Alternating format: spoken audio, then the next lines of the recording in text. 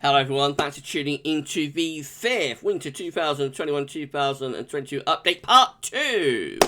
So here we go, it's time to bring you another winter update. This is the second part of the 5th winter update, and this is the analog side of the 5th winter update. So we're going to be starting at our September data, this week, and we'll carry that on into next week's 6th update as well. But this week we're looking at September temperature data. So much interest about this. Had a very warm September, one of the warmest Septembers on record.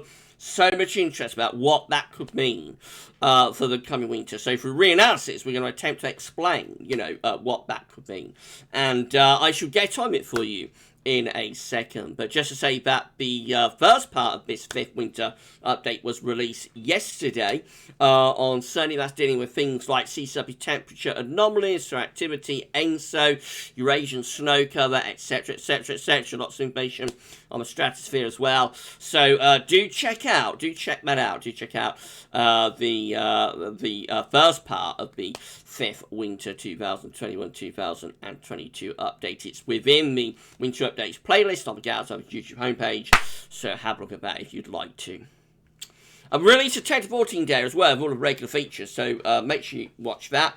And just say thank you so much to Rich for the amazing GavsWeatherVids Winter Updates GIF. I love it. I love the GIF. Thank you so much, Rich. And also thank you so much to Shryan, my good friend Shryan Bruin, for getting all of the relevant years together for this update. Fantastic work from Shryan.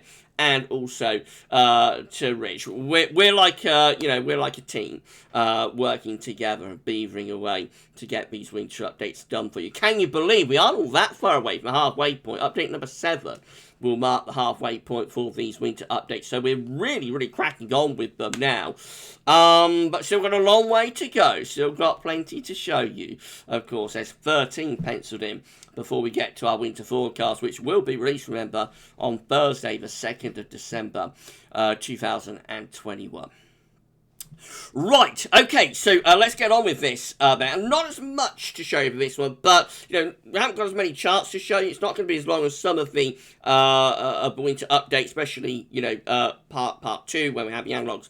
Going to be one of the shorter part 2s, but no less important for it. It's a very pivotal and important update.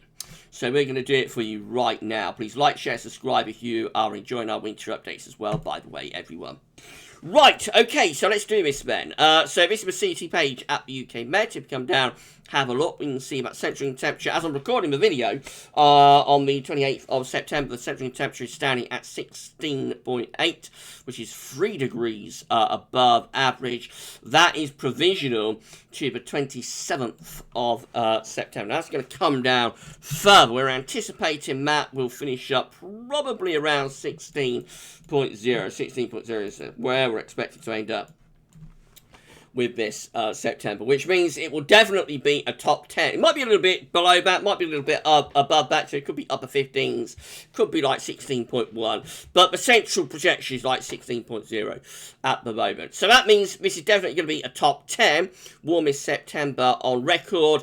It's definitely going to be a top 10. It might be a top 5 warmest September on record as well. It's possible it could be. I think it has a good chance of being a top 5 warmest September back to 1836, which is as far back as we can go for reanalysis. There are a couple of, or there's at least one 16 Celsius September that occurred in the 1700s before the reanalysis period. But it's right up there anyway. This year, it's not going to be the hottest. It won't be the hottest September on record, but it is right up there with the very warmest Septembers that we have had. And so very simply for this update, we're going to be looking at winters following the top 20 warmest Septembers back to 1836. So you're going to see all of the hot Septembers and the winters that follow them. Is the idea that a hot September, is bad news for cold winter? Does that show up? You're going to find out right now. So let's do this, shall we? Let's do it. we're going to go through the top 20. Here we go then, at number 20, the 20th hottest September for CT. It's 1991. The winter of 1991-1992 looks like that. It's a very anti-cyclonic and mild winter to start us off. It has lots of low pressure within the high latitudes. So all of those blue colours there around Greenland and Iceland, that's all low pressure. Jet streams pushing northwards as well. It's a very anti-cyclonic winter. It's a very mild winter. Yeah, you know, there's not much to say about it. It's one of the most boring winters that I can remember in my lifetime. I'm nearly 44. So I don't want to repeat of that, because what on earth would I find to talk about in the videos for the 3 months of the winter? It is an incredibly tedious, grey, gloomy, mild, and horribly boring winter in 91-92. There's not much more to say. At number 19, we've got 1875. So September 1875 is the 19th hottest September, back to 1836. This one, again, with high pressure to our north and low pressure to our south. I say again, we're not actually seeing that so far, but it's got high pressure north, low pressure south. It looks like that could be a little bit cool. I don't think it's a particularly cold winter, but it looks like it could have some cooler episodes within there. Next winter is 1933-1934 at number 18. So this one has high pressure again, centre over top of the country, very anti-cyclonic winter, very dry winter.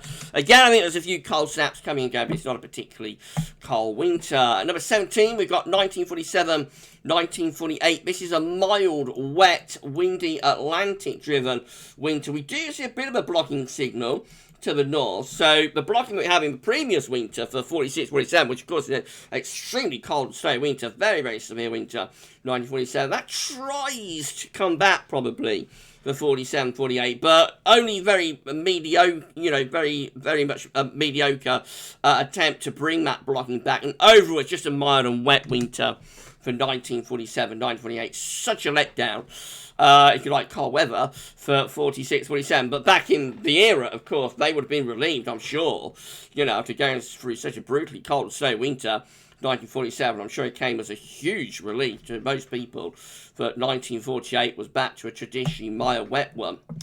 Then we've got 1959-1960. This has a bit of blocking, but more towards the Canadian side of the Arctic overall, and Greenland. Overall, it's just, again, a mild Atlantic-driven westerly winter. The 1960s is a very cold decade for winters, and of course contains a daddy of cold winters, 1963. Most of the winters in the 60s are cold, to some degree. But there are a couple of milder ones, and this is probably the mildest of all of them, actually, right at the very start of the decade, 1959-1960. And then at number 15, we've got 1998. So winter of 1998-1999. Again, it's just mild, really, with low pressure to the north, high pressure to west-southwest winds in of the Atlantic. There are cold snaps, like there's a cold snap in January, around the middle of the month, that does yield a little bit of snow. There's 1 or 2 cold snaps in February of 1999 as well. But overall, the final winter of the 20th century is a pretty mild, you know, 1990s winter. At number 14, we've got 2004. So the 14th hottest September for central temperature back to 1836 is 2004. The winter of 04-05 looks like this. It's generally a mildish sort of winter, but it does have some cold outbreaks in there. It has above average heights, high pressure to our west, some lower pressure to the north. I'm not sure the reanalysis chart really tells you everything about this winter. So there's quite a cold, first half of December is pretty mild. There's quite a cold snap around Christmas. There's some snow in the north and west on Christmas Day, 2004.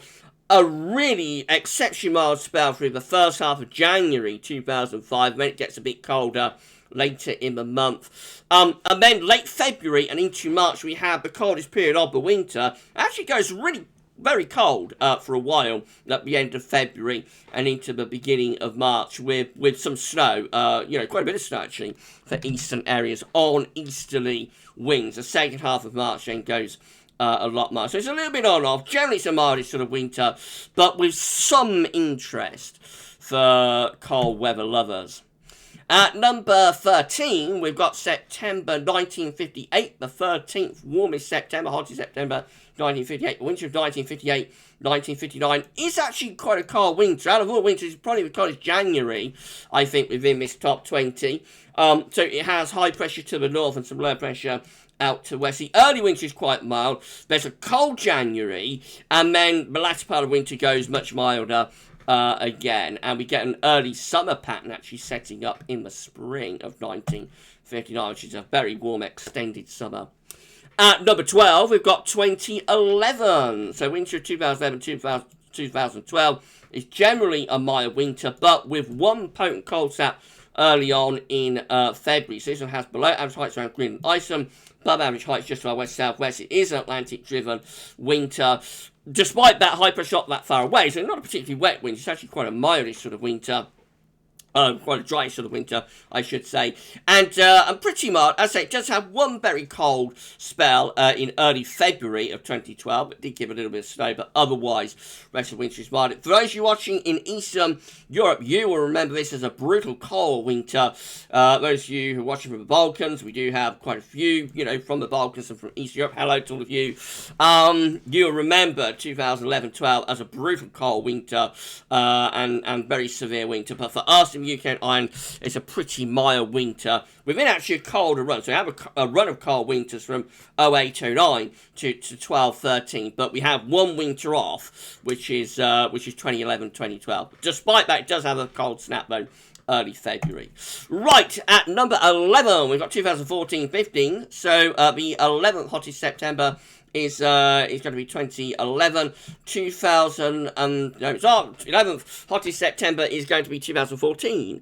And so the 11th winter for this set is 2014-15, just rather Atlantic driven. High pressure is out to our west-southwest, low pressure to our west-northwest. Winds are in from a westerly direction. There's not much to say about it. It's about average of a CT, so for Atlantic driven winds, it's probably not overly warm. Does have a few cold snaps here and there, but pretty much for the south and east anyway, it's a mediocre winter for cold weather. Number 10, we've got 1898, going a very long way back for this one. Despite going back into the Victorian era, this is another very mild and wet winter with lots of low pressure to our north and west, high pressure to our south, and winds in from a southwesterly direction. So we're at the end of the Victorian era with this, at the end of the 19th century. And we're ending the 19th century, which is, of course, a very cold century for winters, but we end it with some really mild winters, and the winter of 1898, 1899 is a very mild Atlantic-driven winter.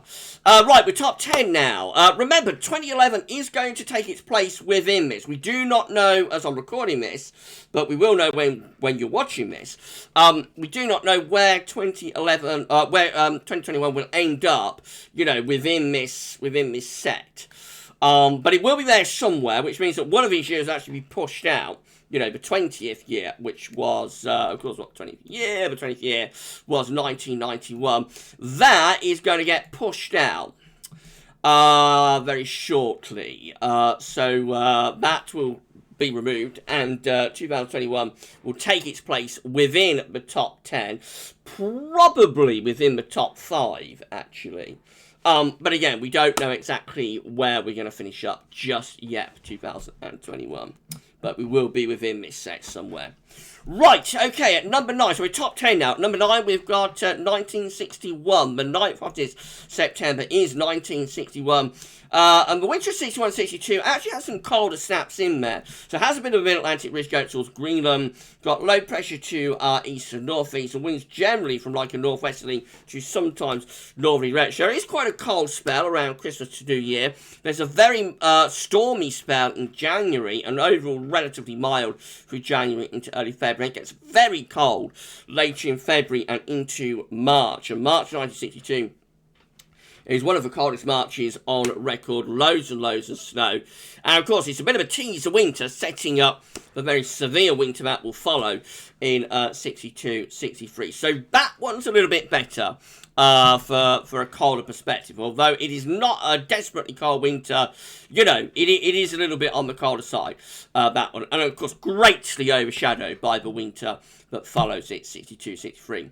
At number 8, we've got 2005-2006. It's a failed cold winter, so you would look at reanalysis and think that, you know, it's a very cold winter, wouldn't you? Lots of above average heights to our north and northeast, below average heights to our south, winds in from an east-northeast direction. You'd look at that and think we're having a very cold winter and, you know, lots of snow coming in from the east. It just doesn't take off. I don't know why, why it didn't take off, but you know, except for a few cold snaps here and there, like just after Christmas, and again later in February, which is like the coldest period of the winter again, late February into March, 3 or 4 week period of really quite cold weather with some snow at times. Despite that, though, overall, it's a relatively dank, gloomy, and not overly cold winter, and certainly nowhere near as cold as you would think by looking at the reanalysis. I think it's a very cold winter for Russia, and at times for Eastern Europe as well, but for us in the UK, it just doesn't quite come off. So it's like a failed cold winter, that one, at number 8, after the 8th hottest September. Number 7, we've got 1929. So this is following a very cold winter, of course, for 28-29. But the winter of 1929-1930 is mild and wet, with low pressure in off the Atlantic, below average heights in. And yeah, just a very wet Atlantic-driven winter for 1929 and 1930. And then at number 6, again, this follows a very cold winter. We have 1895, 1896. Is there a little bit of a pattern here, maybe, with these very hot Septembers coming after cold winters? And does that mean that last winter, you know, is like a failed cold winter, because it wasn't particularly cold, but didn't have a blocking signal. It was quite a cold winter for Scotland. So I'm just wondering, you know, as I'm doing this, was last winter our chance at a cold winter if we missed the boat? Because it does seem that a lot of these hot Septembers actually follow really cold winters. So this is another one of them. At number 6, following the severely cold winter of 1895, we've got September 1895, which is the 6th hottest September, you know, for the CT.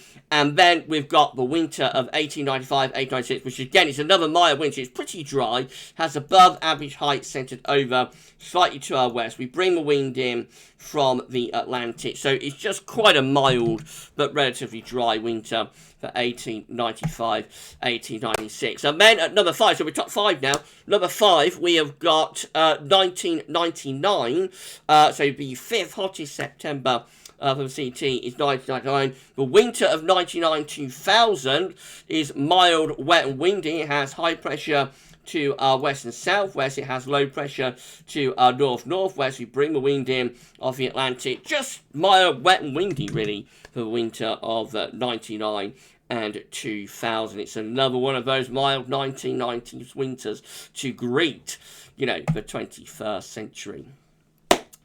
Right, at number 4, and now we reach the September's house, 16 degrees CT September's as well, by the way.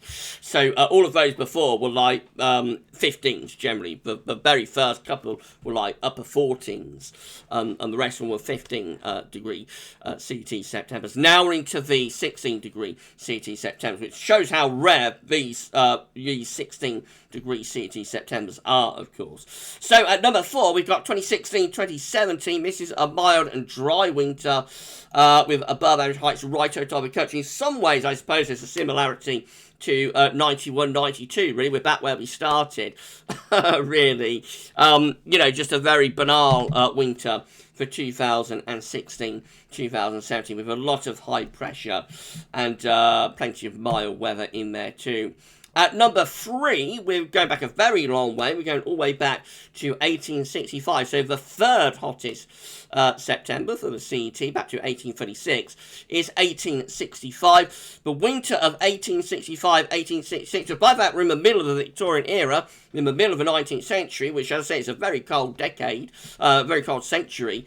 You know, despite that, it's just mild, this, with low pressure over to west of the country and income, those west and southwest winds in. So a mild, wet winter, 1865, 1866 at number 3. At number 2, we've got 1949, the second hottest September for the CET is 1949.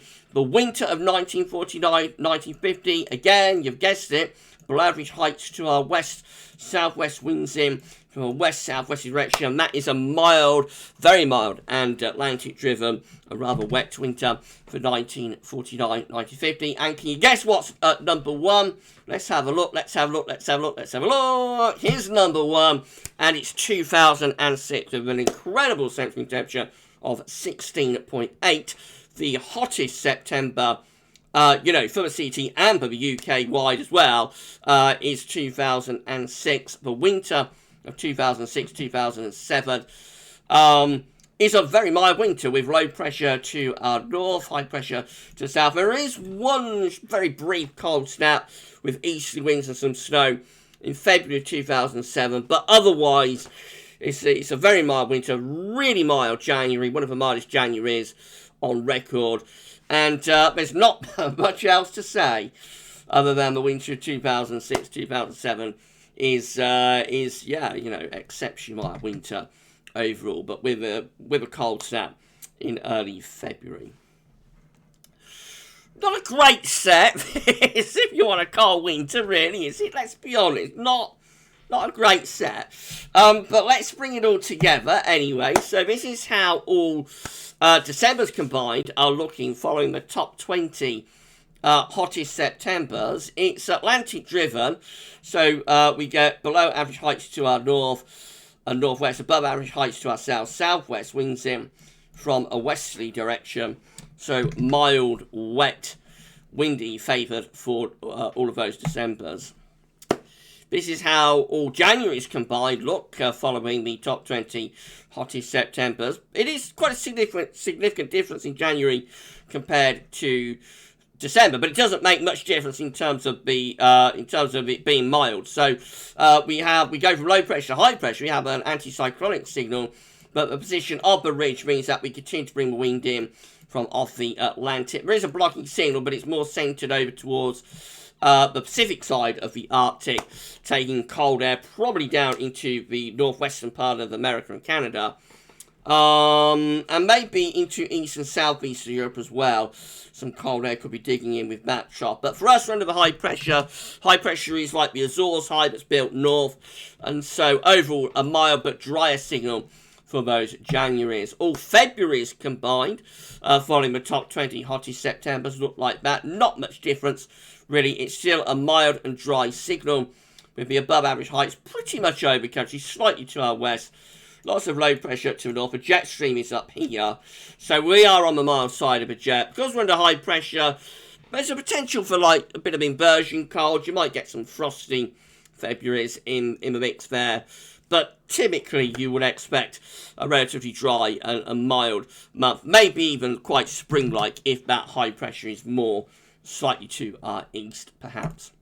And all winters combined, following the top 20 hottest Septembers, anticyclonic again, overall with high pressure over country and slight to our west, low pressure towards Greenland, Iceland, winds in from west. Remember, there is a wet December signal there, but still mild. The rest of it is relatively dry and relatively mild too. If we narrow things down, just look at the years after 1950, there's quite a lot of them, of course, quite a lot of hot Septembers after 1950. This is how we look. This is how all Decembers combined are looking, following the top 20 hottest Septembers post 1950. High pressure to our west and southwest, low pressure to our north and northwest, winds in from the west. It's still a relatively anticyclonic signal, and certainly for the north, could be quite wet and stormy, but still mild. All Januaries combined, following the top 20 hottest Septembers post-1950. Again, we get the above average heights over and slightly to our west. It's an anticyclonic signal. Maybe just a little bit more influence from the northwest might allow for one or two cold snaps. But again, it's not a cold signal. This is not a cold signal. The cold is going down into eastern, southeastern parts of Europe. So it could be cold for the Balkans, could be cold for Greece, Could be cold into Turkey and the Middle East, but for us, no. We're close to that high pressure. We're protected really from those cold winds, and so relatively speaking, it's a mild but dry signal for the January's post 1915. And then this is how all February's combined are looking, following the top 20 hottest September's post 1915. And again, you know, it's anticyclonic, above average height, centered over slightly to our west. We're protected from these cold sort of troughs that are to our south and east. So again, the cold is suggested, I think, to be particularly across eastern, southeastern parts of Europe and into the Middle East. For us in the UK and Ireland, we look relatively dry, but still pretty mild, with maybe a chance of the odd cold snap here and there, but not a clear-cut cold signal by any means. And in terms of all winters combined, following the top 20 hottest September's post 1950, this is how we look, and it's an anticyclonic signal with the above average heights just to our west. The cold trough is across the east and southeast of Europe, with generally bringing the wind from the Atlantic, generally mild, despite the fact that high pressure dominated. However, December is the most unsettled month. January and February relatively high pressure dominated. And despite the high pressure signal, though, because it's not a northern latitude high pressure, it's a mid-latitude high pressure. So despite the high pressure signal, it is a mild signal overall. I've been saying it. You know, but hot Septembers are traditionally very bad news if you want a cold winter, and that reanalysis confirms it. Just want to look at one final thing. So come back to CT page. So we're standing at 16.8. We're expecting that we're going to finish up around 16 degrees for this September. And so I just wanted to narrow things down to look at those Septembers that only are at 16 degrees or more. So this is how all Decembers combined are looking for following the Septembers that are at 16 Celsius or more. These are the very, very, very warmest Septembers. We might fall just a bit shy of that if we come in at 15.8 or 15.9, but if we come in at 16.0 or 16.1, then we're placed in the very, very hottest. And so this is how all Decembers combined are looking following how all Decembers combined are looking following September's 16 degrees or more. So again, this does exclude, of course, 1865. So we only show this 2006, 1949, 2016. More anticyclonic signal for the Decembers at 16 degrees or more. The low pressure tends to get pushed more up towards Greenland, Iceland. We drag up the wind from southwesterly direction. So generally looking dry and mild or warm with those Decembers. All Januaries combined following September's at 16 degrees or more, placing the anticyclone over top of the UK. That is a dry and relatively mild signal for coldness with the trough here across eastern, southeastern Europe. And all Februaries combined following September scoring 16 degrees or more. Just flip a little bit and actually goes rather wetter and Atlantic driven with low pressure in of the Atlantic along with a west-southwest wind. So relatively anticyclonic for December, January, but more towards low pressure and mild wet weather once we get through to February. And then lastly, all winters combined following September's that have a CT of 16 degrees or more. It's an anticyclonic signal overall with the anticyclone to our south, bring that wind from a southwesterly direction, low pressure out in the Atlantic, and that becomes more pivotal, of course, as we get through to February. Remember, that's a very narrow set. There haven't been many Septembers that get 16 Celsius or more. So you know, it's a small sample. That's the one thing to keep in mind about that, of course. Right, there we go, webcam's still on. So a pretty brutal update for you cold weather lovers out there, I think. It's probably one of the worst updates I've ever done. Although I think we did have this in 2016, after a very hot September as well. But my mind, doesn't really remember that far back these days. But we did have a very hot September in 2016, so I would assume, I'm sure Shryan will know. Shryan will remember, I'm sure, maybe Rich too. But I think we went through this in 2016 in a very similar set. But it's probably one of the worst updates I've ever done for cold and snow lovers. There are one or two that are there, like 61, 62, but, are a bit of a little bit of a crumb of comfort. But overall, this is a very, very, very bad set of analogues. And, we'll see what effect this fifth winter 2021-2022 update has on the swingometer next week. But I would think it's quite likely we might see a swing to mild after this with the swingometer, a swing from cold to mild. But we will find out next week. That'll be the first thing you'll see at the beginning of the sixth winter update. And I don't want to prejudge anything. That's for Richard to sort out with his supercomputer. But yeah, it's not great. And I think the main takeaway is that if we are going to have a cold or a very cold winter, then the weather is going to have to do something that it has never done before. As far as we know, back to 1836 anyway, we've never had a very cold winter after a hot September like this, after a hot top 20 hottest September. There are no very cold winters in the set. From number 20 to number 1, there's no winter that you would say is very cold. There are one or two, like 61, 62, that have their moments. But there's no winter in there that you would say is very cold. So if we was to have a very cold winter for 21, 22, the weather would be doing something that it has never done before. And the weather can, set precedents. The weather can do things that it has never done before. But we'll have to wait and see. The weather will do its own thing a lot of the time. And these are just the trends that we're trying to pick out. But it's not guaranteed, it's not a write-off. So at this point, we're at update number 5. So if you want a cold winter, don't switch off. I think it's all over, because there is a long way to go. And we know that some of the other things that we're going to look at later on in the updates, like the QBO, for example, will be much more favourable to a colder winter. So it's interesting, very interesting, where this is all going. But there is no getting away from it. If you want a cold winter, this has been a pretty brutal update, so I suggest you go back and watch part 1 of the first winter, part 2 I should say, of the first winter update, which is the teaser winter one, and, have a look at that to cheer you up.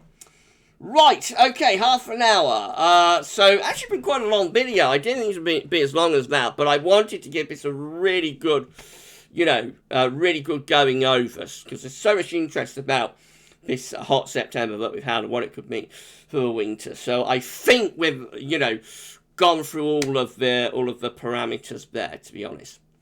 We will look at more September data next week. We're looking at England weather precipitation, definitely, possibly sunshine as well. I don't know about that, but definitely England weather precipitation.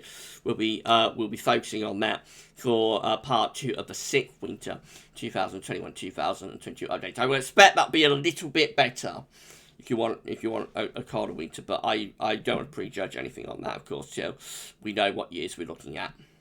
Right, okay, so that is the fifth winter 2021-2021 update done in 2 parts. It's complete now, so we roll on from here to update number 6. Part 1 will be released next Sunday, or this coming Sunday. Part 2 next Monday.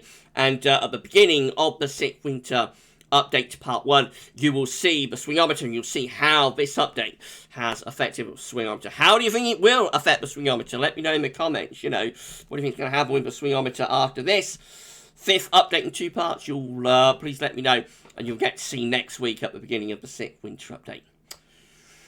Right, so that's it. Thank you so much for watching. Please like, share, subscribe if you've enjoyed the video. Thank you so much to Rich and to Shryan. And at just over half an hour, I'm going to end it there. So thank you so much for watching, and bye for now.